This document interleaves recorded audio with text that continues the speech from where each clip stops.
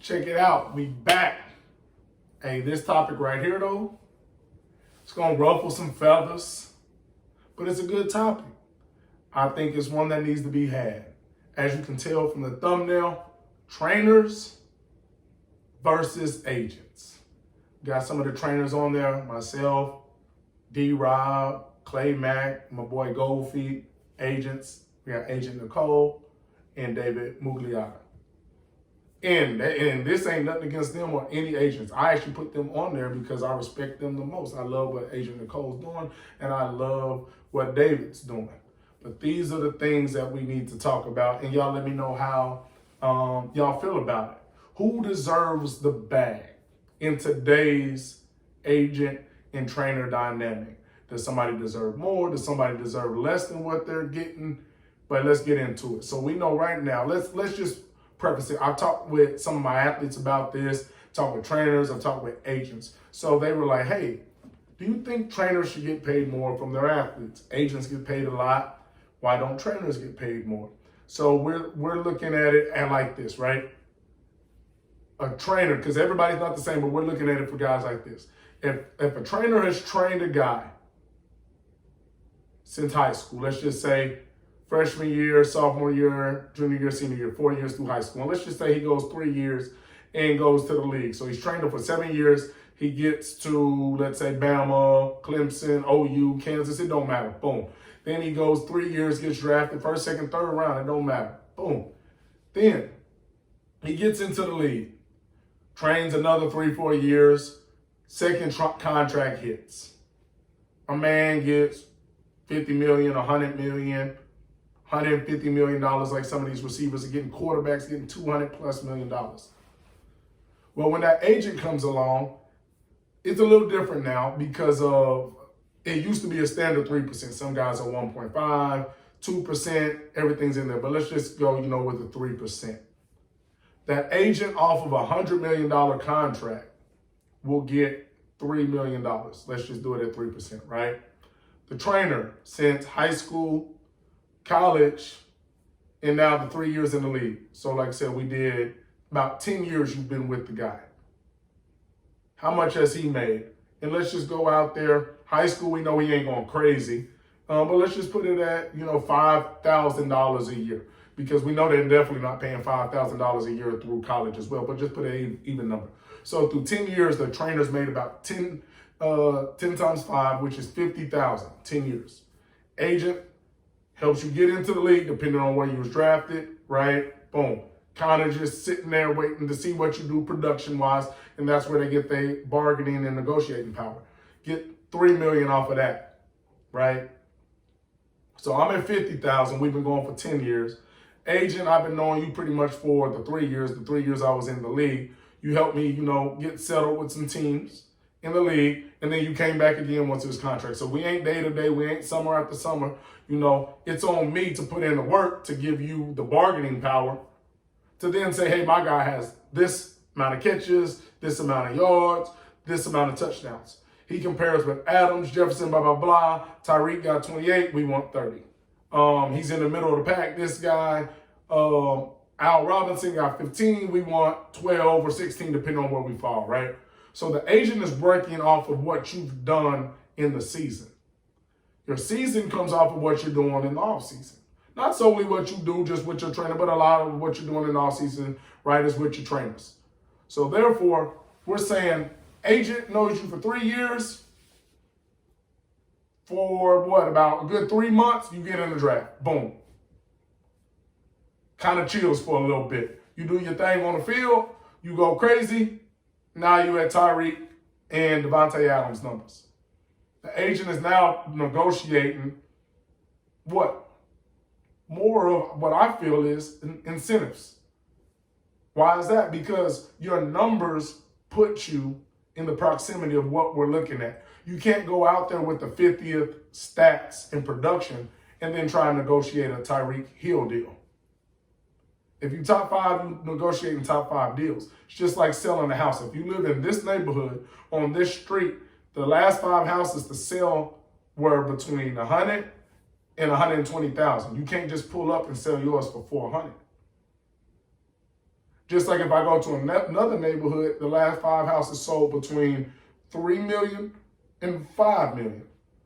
I'm definitely not taking $200,000 for my house, but I'm also not asking for $20 million. So therefore, your production you put on allows you to get in that ballpark of what your agent is able to negotiate. So without the play on the field in the training and off season to get the play, your agent can't negotiate nothing for you. If you don't make plays, there's nothing to negotiate except for a minimum deal if you're a minimum player. If you're an elite level player, we negotiate, but those contracts are also set, right? Of what the last 3, 4, 5 guys did, and now we're negotiating off of that. So the agent's not just pulling numbers out of thin air. So what I'm saying is I'm fine with the 3%, but does your trainer, and I'm not talking about DP, I'm talking about trainers across the world. Y'all let me know. Does your trainer who's been with you for the 10 years, for the guys that have the trainer like that, deserve more money? He done made 50 off you. The agent made 3. What has he done in the season? Because some of these guys training in the season. Off season. Guys flying out to help their guys. Guys sitting down watching film with them. You get $100 million, can you drop off $100,000 for your trainer? Mind you, $100 million, 1% of $100 million is $1 million. So what's $100,000 of $100 million for the guy that got that? Okay, everybody don't make $100 million, DP. What about $50 million, $30 million, $20 million, $10 million? What about just doing your boy a solid? Here's $20,000, $30,000, because I've been out with multiple NFL guys, NBA guys. Go to the club, $20,000 gone on bottles. Section. Go out of town, I got to get a private jet, $50,000 each way. I'm going to buy these shoes for $3,000. Top for $4,000. Watch costs $20,000. Necklace costs $50,000. And once again, this is all just stuff that guys are willing to throw out. Also, for the agent side, what about the guy that did all the dirty work to help just get you in the league, straight to get you in the league, and then you blow up and become one of those guys? And you leave the guy that did everything in his power to get you and help you get in the league for the big name agent when it's time to get the big money. Mind you, let me put this back on. Mind you, some guys do need certain people in their corner. But I'm talking about a guy like a Tyreek, a Adams, a Josh Allen, a Patrick Mahomes, successful guys in the league. Once again, the comps are there. I had this many yards, I had this many catches, I had this many touchdowns. I fall in at $18 to $21 million a year. I have this stats. I fall into $6 to $9 million a year. Why you fire everybody that got you in position to rock in the first place when you was coming out of the small school and was a free agent and you was on the league minimum, and now you're about to get 100? You fired him and got the big dog. You got the Drew Rosenhaus. So how y'all feel about that? Because once again, I'm not saying that David and Nicole ain't going out there fighting their butts off. But I'm also saying your stats put you in a certain realm and arena as well. Because if David and Nicole and Drew Rosenhaus was doing all that, and it was just about the connections, you would be able to take a guy with the 50th stats and go get him top 10 money. But that's not it. You don't have top 10 stats, you're not getting top 10 money. You got top 1, 2, 3, 4 stats, I'm going to get that money, right? The market is set by other guys. Patrick Mahomes got this, I need that when it's my time's up because I'm a top 5 guy. And when Patrick back up, I'm the number 1 guy. So his agent ain't starting at $150 million. We already know, let's say Lamar gets 300. I'm at 301 to begin with. Now we on the upside of that.